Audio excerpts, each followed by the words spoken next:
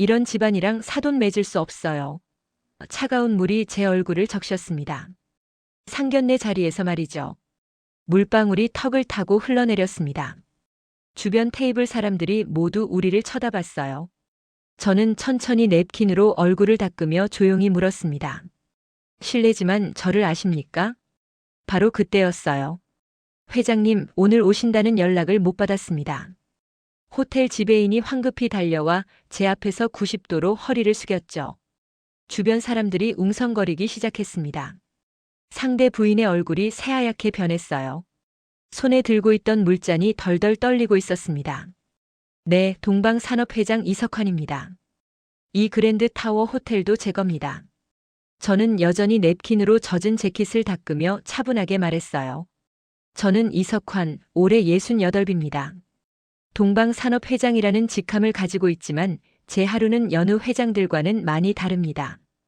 토요일 새벽 5시 30분 알람이 울리기 전에 눈이 떠졌어요.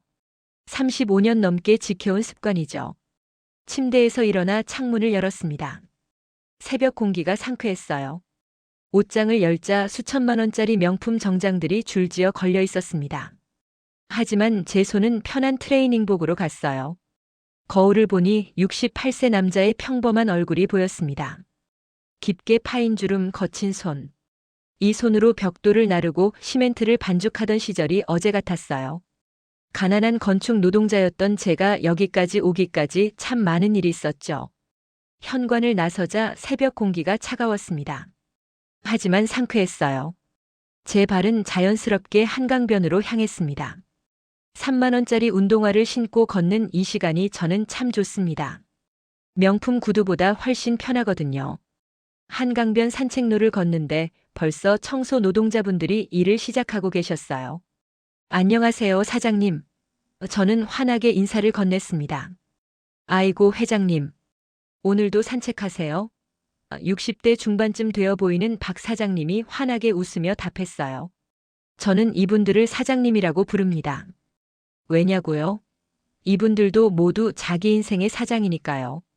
직함이나 재산으로 사람을 나누는 건 옳지 않다고 생각합니다. 우리는 모두 평등한 인간이에요. 네, 박 사장님. 근데 오늘은 좀 떨리네요. 딸아이 상견례가 있거든요. 제가 말하자 박 사장님이 진심으로 기뻐하셨습니다. 어머, 진짜요? 축하드립니다. 따님이 드디어 시집을 가시는군요. 고맙습니다. 근데 잘 될지 모르겠네요. 제 말에 박 사장님이 제 어깨를 두드려 주셨어요. 회장님 같은 좋은 아버님이 계신데 당연히 잘 되죠. 너무 걱정 마세요. 이런 게 진짜 인간관계라고 생각합니다. 직함도 재산도 학벌도 아닌 그냥 사람 대 사람으로 만나는 거죠. 서로를 존중하고 응원하는 마음. 그게 제일 중요한 거 아닐까요? 한강변을 걷다가 멀리 그랜드 타워 호텔이 보였습니다. 저 건물을 볼 때마다 가슴이 뭉클해져요. 제가 30년 전에 설계에 참여해서 지은 첫 번째 대형 호텔이거든요. 당시 저는 작은 건설 회사를 막 시작한 사장이었어요. 밤낮으로 현장을 뛰어다녔죠. 아내가 살아있을 때였습니다. 여보, 너무 무리하지 마. 건강이 먼저야. 아내는 늘 그렇게 말했어요.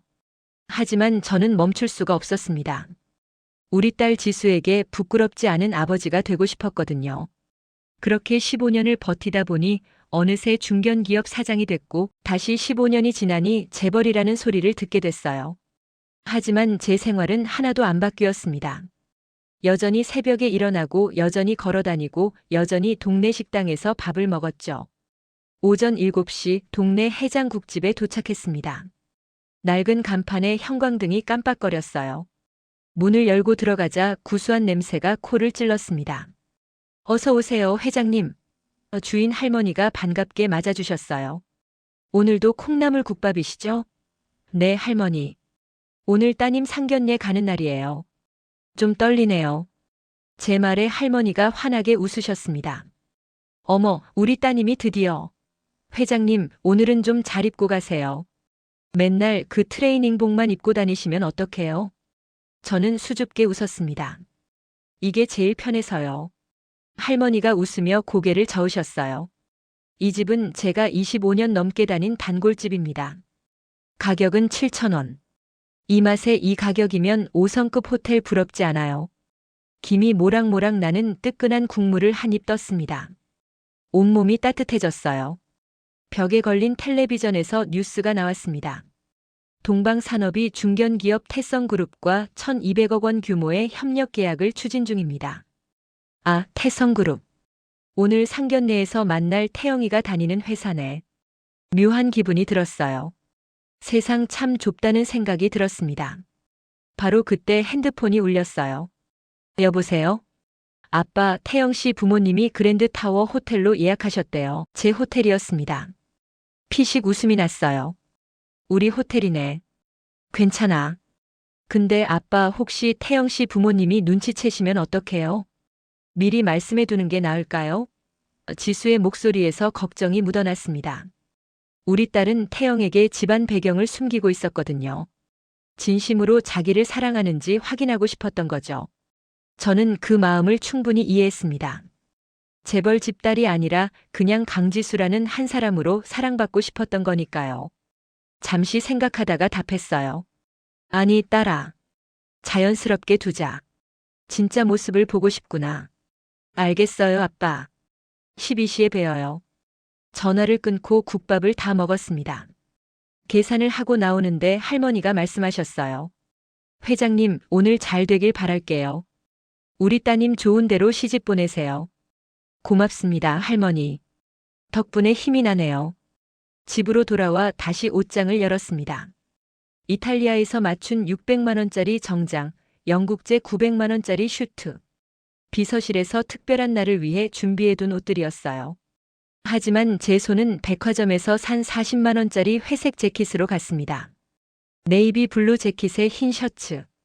평범한 차림이었죠. 거울을 보며 생각했습니다. 사람은 옷이 아니라 마음으로 봐야 한다. 제가 평생 믿어온 신념이었어요. 넥타이를 매는데 핸드폰이 다시 울렸습니다.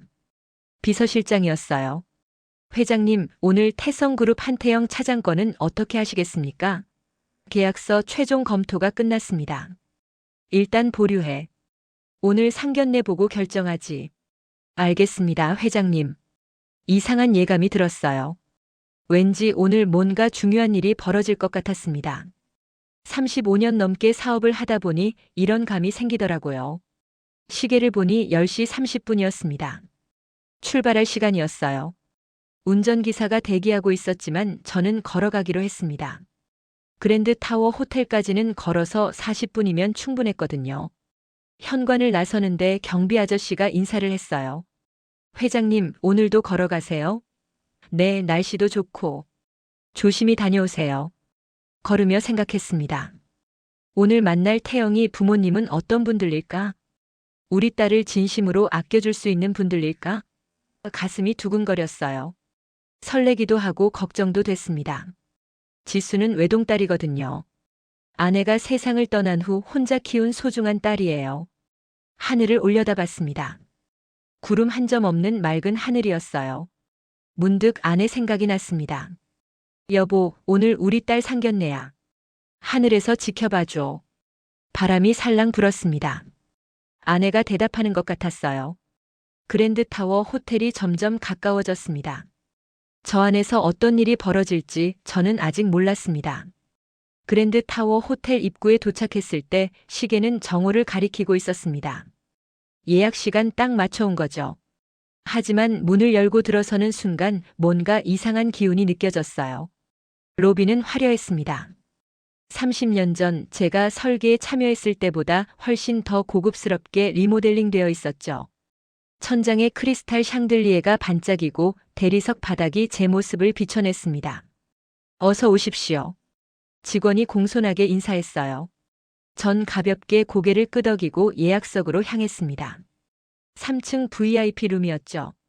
엘리베이터를 타고 올라가는 동안 가슴이 두근거렸어요. 떨렸습니다. 외동딸의 상견례니까요. 제대로 된 분들이면 좋겠다는 생각뿐이었어요. 문을 열고 들어서자 이미 세 사람이 앉아 있었습니다.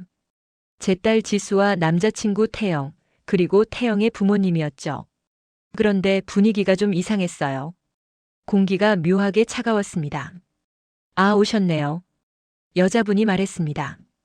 정미란이었죠. 50대 후반쯤 되어 보였어요. 화려한 명품 정장에 큼지막한 명품 핸드백을 테이블 위에 올려놓고 있었습니다. 목에는 굵은 금목걸이, 손목에는 번쩍이는 시계. 온몸이 명품으로 도배되어 있었어요. 그런데 목소리 톤이 뭔가 차가웠습니다. 웃고는 있었지만 눈은 전혀 웃지 않았어요. 안녕하십니까? 이석환입니다. 전 환하게 웃으며 인사했습니다. 그런데 미란의 표정이 미묘하게 변했어요. 제 옷차림을 위아래로 훑어보는 게 느껴졌습니다. 40만 원짜리 회색 재킷, 평범한 흰 셔츠. 명품이라고는 하나도 없는 차림이었죠. 미란의 입꼬리가 살짝 올라갔습니다. 비웃는 표정이었어요. 어머, 걸어오셨어요? 여기까지요? 미란이 놀란 척하며 물었습니다. 네, 날씨도 좋고 해서요. 걷는 게 건강에 좋거든요. 전 자연스럽게 대답했어요. 하지만 미란이 코웃음을 쳤습니다. 아주 살짝이었지만 전 놓치지 않았죠. 30년 넘게 사람을 봐온 제 눈에는 다 보였어요. 저 사람 나를 무시하고 있구나. 옆에 앉은 남자분이 조심스럽게 일어섰습니다.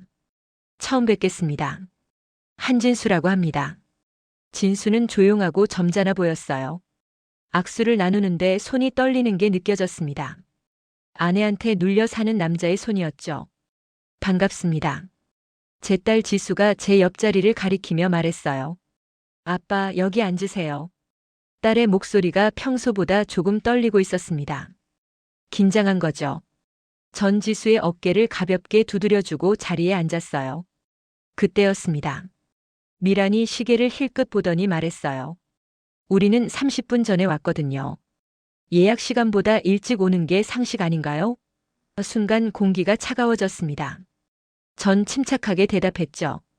예약 시간이 12시라서 맞춰왔는데요. 에휴, 그것도 모르세요? 역시 걸어서 오신 분은 달라도 다르네요. 미란의 목소리에 비아냥이 섞여 있었어요. 진수가 아내의 팔을 살짝 잡았지만 미란은 신경도 안 쓰는 것 같았습니다. 태영은 고개를 숙인 채 아무 말도 하지 않았고요. 35 먹은 어른이 어머니 앞에서 쥐 죽은 듯이 조용했습니다. 이때 웨이터가 물을 따르러 왔어요. 젊은 남자 직원이었는데 정중하게 물잔에 물을 채웠습니다. 손님, 물 드리겠습니다. 그런데 미란이 물잔을 손가락으로 밀어냈어요. 이거 얼룩 있네요. 새 걸로 주세요. 이런 고급 호텔에서 일해도 돼요? 웨이터의 얼굴이 빨개졌습니다. 전 그 물잔을 자세히 봤어요. 아무 얼룩도 없었어요. 깨끗했습니다. 그냥 트집 잡는 거였죠. 괜찮습니다. 제가 웨이터에게 조용히 말했어요. 그리고 미소를 지었죠. 웨이터가 고개를 숙이고 물러났습니다. 메뉴판을 보는데 미란이 또 말했어요. 여기 코스 요리가 1인당 25만 원이던데 괜찮으시죠? 목소리에 은근히 시험하는 투가 섞여 있었습니다. 이 사람 돈 있나 없나 확인하려는 거구나. 전 별 생각 없이 대답했어요. 네, 좋은 음식으로 주문하시죠. 아, 다행이네요. 혹시 부담되실까봐 걱정했어요. 혼자 따님 키우시느라 힘드셨을 텐데. 동정인지 비아냥인지 모를 말투였어요. 제 딸 지수의 손이 테이블 밑에서 제 손을 꽉 잡았습니다. 딸이 불편해하는 게 느껴졌죠. 전 지수의 손을 다시 꼭 잡아주었습니다. 괜찮아, 아빠가 다 참을 수 있어. 주문이 끝나고 본격적으로 이야기가 시작됐습니다. 아니, 신문이 시작됐다고 해야 맞겠네요. 그래서 무슨 일 하세요? 미란이 물었어요. 존댓말이었지만 목소리 톤이 차갑고 건조했습니다. 처음 만난 사람, 그것도 사돈될 사람한테 이런 식으로 묻다니. 마치 면접관이 지원자를 심사하듯 날카로운 눈빛이었어요. 전 속으로 놀랐지만 내색하지 않았습니다. 건설 관련 일을 합니다. 아, 건설. 그럼 현장 쪽이세요? 비슷합니다. 힘드시겠어요. 요즘 건설 경기가 안 좋다던데. 그래도 밥벌이는 되시죠? 완전히 무시하는 말투였어요. 제 옆에서 지수가 작게 한숨을 쉬었어요. 태영은 고개를 숙인 채 아무 말도 하지 않았고요. 진수는 물만 마시고 있었습니다. 부족하지 않게 삽니다. 그래요? 그럼 다행이고 재혼은 안 하셨어요? 재혼은 생각하지 않았습니다. 아이고, 그러셨구나. 혼자 딸 키우셨으면 많이 힘드셨겠네요. 경제적으로도 빠듯하셨을 텐데. 미란의 눈빛이 날카로워졌어요. 마치 제 재산 상태를 파악하려는 것 같았습니다. 전 조용히 물만 마셨어요. 화를 내지 않았습니다. 음식이 나오기 시작했어요. 고급스러운 에피타이저였죠. 신선한 해산물 샐러드, 훈제 연어, 캐비아. 그런데 미라는 음식을 보자마자 또 트집을 잡았습니다. 이거 온도가 좀 미지근한데요. 다시 데워오세요. 직원이 당황하며 음식을 들고 갔어요. 제가 보기엔 온도가 딱 적당했는데 말이죠. 요즘 직원들 교육이 안 되어 있어요. 진짜. 미란이 중얼거렸습니다. 그러면서 저를 쳐다봤어요. 그나저나 결혼 비용은 어떻게 생각하세요? 요즘 시세가 있잖아요. 양가에서 합리적으로 상의하면 될 것 같은데요. 합리적으로요? 미란이 헛한음을 쳤어요. 그리고는 본격적으로 공격을 시작했습니다. 솔직히 말씀드릴게요. 요즘 결혼 비용이 최소 2억은 들어가요. 예식장, 신혼집, 예단, 혼수. 다 합치면 그 정도예요. 양가에서 반반씩 내면 1억씩인데 준비되신 거 맞죠? 가능합니다. 제가 짧게 대답하자 미란의 눈빛이 의심스럽게 변했어요. 제 옷차림을 다시 한번 훑어보더니 말했습니다. 그런데 걸어다니시는 분이 1억이 있으세요? 죄송하지만 좀 의심스럽네요. 요즘 사기꾼들이 많잖아요. 순간 지수가 벌떡 일어서려고 했어요. 하지만 전 딸의 손을 꽉 잡았습니다. 아직 참을 만했거든요. 전 이 정도 모욕은 수도 없이 당해봤어요. 가난했던 시절에 말이죠. 건설 현장에서 일할 때 무시당하고 천대받던 그 시절. 걱정하지 않으셔도 됩니다. 제가 차분하게 말했죠. 하지만 미라는 멈추지 않았습니다. 오히려 더 신이 났어요. 우리 태영이는 MBA 출신이에요. 미국 명문대 나왔어요. 그리고 대기업 차장이고요. 연봉도 억대고요. 미란이 자랑스럽게 말했습니다. 솔직히 조건이 너무 좋아서 많은 여자들이 줄 서 있거든요. 주변에서 중매 제안도 엄청 많이 들어와요. 재벌 집 딸들도 있고 의사 집 딸도 있고. 그 말을 듣는 순간 태영이 고개를 더 숙였어요. 창피한 거죠. 어머니가 이렇게 자기 자랑을 늘어놓으니까요. 35 먹은 어른이 너무도 초라해 보였습니다. 전 속으로 생각했습니다. 이 사람들과 정말 사돈을 맺어도 될까? 우리 지수가 이런 집안에 시집 가면 행복할 수 있을까? 메인 요리가 나왔습니다. 고급스러운 한우 스테이크였죠. 완벽하게 구워진 고기, 정성스럽게 플레이팅된 야채들. 하지만 전 음식 맛을 느낄 수가 없었어요. 미란의 공격이 점점 더 노골적으로 변하고 있었거든요. 지수야, 화장이 좀 연하네. 요즘 젊은 애들은 화장 진하게 하던데. 너무 수수한 거 아니야? 미란이 제 딸을 위아래로 훑어보며 말했어요. 우리 딸이 입은 옷은 백화점에서 산 25만 원짜리 원피스였습니다. 지수는 늘 검소했거든요. 제가 그렇게 가르쳤으니까요. 명품보다는 실용성, 거칠애보다는 내실을 중요하게 여기라고요. 저는 이게 편해서요. 지수가 조용히 대답했어요. 하지만 목소리가 떨리고 있었습니다. 우리 딸이 상처받고 있었어요. 그래. 근데 명품 하나쯤은 있어야 하지 않겠니? 우리 태영이 만나는 여자가 너무 수수하면 좀. 미란이 말끝을 흐렸습니다. 전 더 이상 참을 수가 없었어요. 포크를 내려놓았습니다. 사돈, 제 딸은 겉모습보다 내면이 아름다운 아이입니다. 아, 네. 그렇겠죠. 그런데 솔직히 요즘 세상이 그렇게 호락호락하지 않잖아요. 외모도 스펙이고 집안도 스펙이에요. 미란이 웃으며 말했어요. 하지만 그 웃음에는 온기가 전혀 없었습니다. 그때였어요. 미란이 제 옷차림을 다시 한번 쳐다봤습니다. 제 40만 원짜리 회색 재킷, 평범한 흰 셔츠를 말이죠. 그리고는 갑자기 존칭을 쓰기 시작했어요. 하지만 비아냥거리는 투였죠. 그런데 사돈 어르신, 오늘 중요한 자리인데 좀 더 격식 있게 입고 오시지 그러셨어요? 미란의 목소리가 날카로워졌습니다. 이게 제일 편한 옷이라서요. 제가 조용히 대답했어요. 에휴, 그게 문제예요. 미란이 한숨을 쉬었습니다. 이런 차림으로 오시면 저희가 창피하잖아요. 여기가 어디예요? 그랜드타워 호텔이잖아요. 서울에서 제일 비싼 호텔 중 하나라고요. 순간 테이블이 조용해졌습니다. 주변 테이블 사람들도 슬쩍슬쩍 우리를 쳐다보기 시작했어요. 진수가 아내의 팔을 잡았어요. 여보, 그만해. 목소리가 떨리고 있었습니다. 하지만 미라는 남편의 손을 뿌리쳤습니다. 왜요? 사실을 말하는 건데. 솔직히 걸어서 오시고 옷도 저렇게 입고 오시고 이게 상견례에 나오는 태도예요? 어머님, 지수가 벌떡 일어섰어요. 저희 아버지가. 지수야, 앉아. 어른들 말씀하시는데. 미란이 차갑게 말했습니다. 그리고는 저를 똑바로 쳐다봤어요. 이봐요, 사돈 어르신. 솔직히 말할게요. 미란이 테이블에 몸을 앞으로 기울이며 말했습니다. 우리 태영이는 조건이 좋아요. 대기업 차장의 연봉 억대고 강남에 아파트도 있고 외제차도 있어요. 근데 지수는 뭐가 있어요?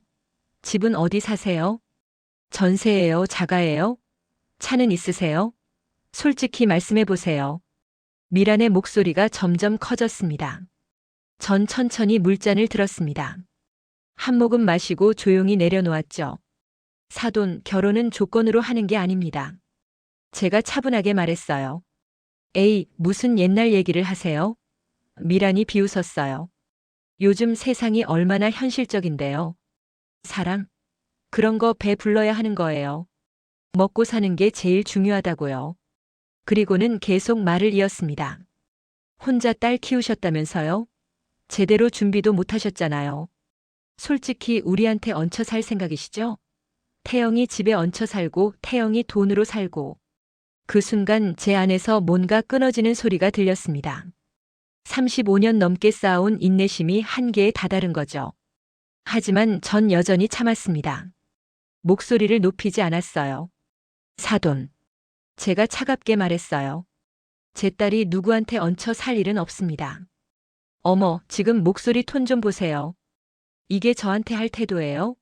미란이 목소리를 높였습니다. 이제 주변 테이블 사람들이 다들 쳐다보기 시작했어요. 완전히 구경거리가 된 거죠. 여보, 제발 그만해. 진수가 다급하게 아내를 말렸습니다. 얼굴이 새빨개져서 땀까지 흘리고 있었어요. 우리가 너무 심한 것 같아. 닥쳐요. 미란이 남편한테까지 소리를 질렀어요. 당신은 맨날 그렇게 조용히만 있으니까 사람들이 우습게 보는 거 아니에요? 남자가 왜 이렇게 기가 없어요? 진수가 고개를 푹 숙였습니다. 태영도 마찬가지였어요. 35 먹은 어른이 어머니가 난동을 부리는데 아무 말도 못하고 고개만 숙이고 있었습니다.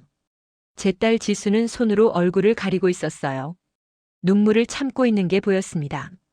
제 가슴이 찢어지는 것 같았어요. 우리 소중한 딸이 이렇게 모욕을 당하다니. 그때였습니다.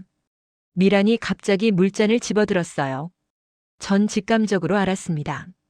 뭔가 큰일이 일어날 거라고. 30년 넘게 사람을 상대하다 보니 그런 감이 생기더라고요. 이런 거지 같은 집안이랑 우리 태영이가 사돈을 맺는다고요? 미란의 목소리가 떨렸습니다. 분노로 얼굴이 붉게 달아올라 있었어요. 절대 안 돼요. 그리고는 그 물잔을 제 얼굴에 확 부었어요. 차가운 물이 제 얼굴과 재킷을 적셨습니다. 물방울이 턱을 타고 흘러내렸죠. 셔츠도 젖었고 재킷도 흠뻑 젖었습니다. 순간 주변이 완전히 조용해졌어요. 모든 사람들이 우리 테이블을 쳐다보고 있었습니다. 웨이터들도 얼어붙었고 다른 손님들도 포크를 내려놓고 우리를 바라봤어요. 아빠. 지수가 비명을 질렀어요. 벌떡 일어서며 냅킨을 집어들었습니다. 눈에서 눈물이 주르륵 흘러내렸어요. 진수는 얼굴이 새하얗게 질렸고 태영이는 손으로 얼굴을 감쌌습니다. 차마 볼 수 없다는 듯이요. 주변 사람들의 웅성거림이 들렸습니다. 저 여자 왜 저래? 상견례 자리에서 물을 부어? 완전 미친 거 아니야? 수군거리는 소리가 들렸지만 미라는 신경도 안 쓰는 것 같았습니다. 전 천천히 냅킨을 들어 얼굴을 닦았습니다. 하나도 당황하지 않았어요. 오히려 마음이 차분해졌죠. 이제 결정을 내려야 할 때라는 걸 알았거든요. 이 사람들의 진짜 모습을 똑똑히 봤으니까요. 물을 닦으며 생각했습니다. 35년 전 가난한 건축 노동자였을 때도 이런 모욕은 안 당했는데 쓴웃음이 나왔어요. 사돈. 제가 조용히 말했습니다. 목소리는 차분했지만 단호했어요. 그리고 미소를 지었어요. 차갑게 식은 미소였지만요. 실례지만 저 좀 아십니까? 뭐? 당신이 누군데? 미란이 여전히 흥분한 목소리로 소리쳤습니다. 걸어다니는 거지 같은 사람이 감히. 바로 그때였습니다. 레스토랑 문이 벌컥 열리더니 한 남자가 황급히 달려왔어요. 김성호 지배인이었죠. 15년 넘게 이 호텔을 관리해온 사람이었습니다. 회장님, 김 지배인이 숨을 헐떡이며 달려왔어요. 오늘 오신다는 연락을 못 받았습니다. 죄송합니다. 지배인이 제 앞에서 90도로 허리를 숙였어요. 완전히 허리가 꺾일 정도로 깊게 인사했습니다. 제가 미리 준비를 못해서 정말 죄송합니다, 회장님. 주변 사람들이 웅성거리기 시작했습니다. 회장님? 누구 회장? 저 사람이 회장이라고. 수군거리는 소리가 점점 커졌어요. 미란의 얼굴이 흑빛으로 변했어요. 입이 떡 벌어진 채 얼어붙었습니다. 태영도 마찬가지였어요. 휴대폰을 꺼내 들고 있던 손이 부들부들 떨리기 시작했습니다. 진수는 입을 벌린 채 완전히 얼어붙었고요. 안색이 창백해져서 금방이라도 쓰러질 것 같았습니다. 괜찮네, 김지배인. 전 여전히 냅킨으로 물을 닦으며 말했어요. 별일 아니야. 그냥 작은 해프닝이었어. 회장님이라고요? 미란이 떨리는 목소리로 물었습니다. 얼굴에서 핏기가 싹 가셨어요. 아까까지 거만하던 표정은 온데간데 없었습니다. 네, 동방산업회장 이석환입니다. 전 천천히 일어섰어요. 젖은 재킷이 불편했지만 신경 쓰지 않았습니다. 그리고 이 그랜드 타워 호텔도 제 겁니다. 30년 전에 제가 직접 설계에 참여해서 지은 건물이죠. 태영이 휴대폰을 떨리는 손으로 검색하기 시작했어요. 동방산업. 손가락이 제대로 움직이지 않았습니다. 그리고는 화면을 보더니 얼굴이 더욱 하얗게 질렸죠. 우리 회사. 태성그룹. 거래처. 태영의 목소리가 떨렸습니다. 1200억짜리 계약. 동방산업이. 미란이 휘청거렸어요. 의자를 붙잡고 겨우 서 있었습니다. 그럴 리가. 이럴 수가. 말이 제대로 나오지 않았어요. 전 지배인에게 조용히 말했어요. 김 지배인, 이 자리 정리 좀 부탁하네. 젖은 옷 때문에 좀 불편해서. 알겠습니다, 회장님. 바로 처리하겠습니다. 그리고는 제 딸에게 말했죠. 지수야, 가자. 아빠. 지수의 눈에 눈물이 가득 고여 있었어요. 하지만 이제는 슬픔의 눈물이 아니었습니다. 전 딸의 어깨를 감싸고 자리에서 일어났습니다. 미란이 벌떡 일어나 소리쳤어요. 잠깐만요. 오해예요, 회장님. 제가 몰라 배워서. 하지만 전 돌아보지도 않았습니다. 이런 집안과는 절대 사돈 못 맺습니다. 제가 차갑게 말하며 문을 향해 걸었어요. 1년이 흘렀습니다. 토요일 새벽 5시 30분, 여전히 알람이 울리기 전에 눈이 떠졌어요. 35년간 지켜온 습관은 변하지 않았습니다. 트레이닝복을 입고 3만 원짜리 운동화를 신었죠. 밖으로 나가자 새벽 공기가 상쾌했습니다. 한강변을 걷는데 익숙한 얼굴이 보였어요. 안녕하세요, 사장님. 아이고, 회장님. 오랜만이에요. 박 사장님이었습니다. 청소 노동자분이죠. 네, 박 사장님. 잘 지내셨어요? 덕분에요. 근데 따님은 어떻게 되셨어요? 작년에 상견례 간다고 하셨잖아요. 전 웃으며 대답했어요. 그 일은 안 됐어요. 하지만 지금은 훨씬 더 좋은 사람 만나고 있습니다. 아, 그래요? 다행이네요. 역시 좋은 일은 때가 있나 봐요. 박 사장님과 헤어지고 계속 걸었습니다. 저 멀리 그랜드 타워 호텔이 보였습니다. 1년 전 그날이 떠올랐죠. 물을 맞았던 그 순간. 미란의 거만한 표정. 태영의 무기력한 모습. 하지만 후회는 없었어요. 오히려 잘된 일이었습니다. 덕분에 우리 딸이 진짜 좋은 사람을 만날 수 있었으니까요. 동네 해장국집에 들어갔습니다. 어서 오세요, 회장님. 주인 할머니가 반갑게 맞아주셨어요. 할머니, 1년 전에 말씀드렸던 상견례 기억나세요? 아, 그럼요. 어떻게 됐어요? 안 됐어요. 근데 더 좋은 일이 생겼습니다. 그래요? 뭔데요? 우리 딸이 진짜 좋은 사람 만났어요. 다음 달에 새 상견례가 있습니다. 어머, 축하해요. 이번엔 잘 되겠네요. 우리 따님 복 많아요. 여전히 7,000원짜리 콩나물 국밥을 먹었어요. 이 맛, 이 가격이면 어디 부럽지 않습니다. 국밥을 먹으며 지난 1년을 생각했습니다. 그날 이후 정말 많은 일이 있었죠. 호텔을 나온 직후 저는 비서실장에게 전화를 걸었습니다. 실장, 태성그룹과의 계약건 전부 취소해. 네, 회장님. 지금 당장 처리하겠습니다. 1,200억짜리 계약이 그렇게 깨졌어요. 태영은 그날 오후 회사에서 불려갔고 프로젝트 실패 책임을 물어 일주일 후 권고사직 당했습니다. 10년 넘게 다닌 회사였는데 말이죠. 미라는 더 심각했어요. 우리 지수에 대한 허위 글을 인터넷 여러 커뮤니티에 퍼뜨렸거든요. 동방산업이사 이지수, 실은 호스트바 단골이었다. 회사 돈 횡령 의혹 같은 거짓말들이었습니다. 조작된 사진까지 만들어서 올렸어요. 너무 악의적이었죠. 우리 IT 보안팀이 추적한 결과 미란이 사설 탐정까지 고용해서 조직적으로 계획한 범죄였습니다. 저는 즉시 고소장을 제출했어요. 명예훼손죄, 무고죄, 업무방해죄로요. 증거가 완벽했습니다. IP 추적 기록, 사설 탐정과의 통화 녹음, 계좌 이체 내역까지 다 나왔죠. 법정에서 미라는 울며 용서를 빌었습니다. 회장님, 제가 잘못했어요. 제발 한 번만 봐주세요. 하지만 판사는 단호했어요. 징역 1년, 집행유예 2년을 선고합니다. 미란의 무역회사도 파산했습니다. 동방산업 계열사들이 전부 거래를 끊었거든요. 거래처의 70%가 하루아침에 날아갔어요. 직원들도 모두 떠났고 결국 파산 신청을 할 수밖에 없었죠. 은행에서도 대출 상환을 독촉했습니다. 5억 원의 대출금을 2주 안에 갚으라고요. 불가능한 일이었죠. 미라는 강남 아파트를 팔아야 했고 작은 원룸으로 이사를 갔습니다. 진수도 힘들어했어요.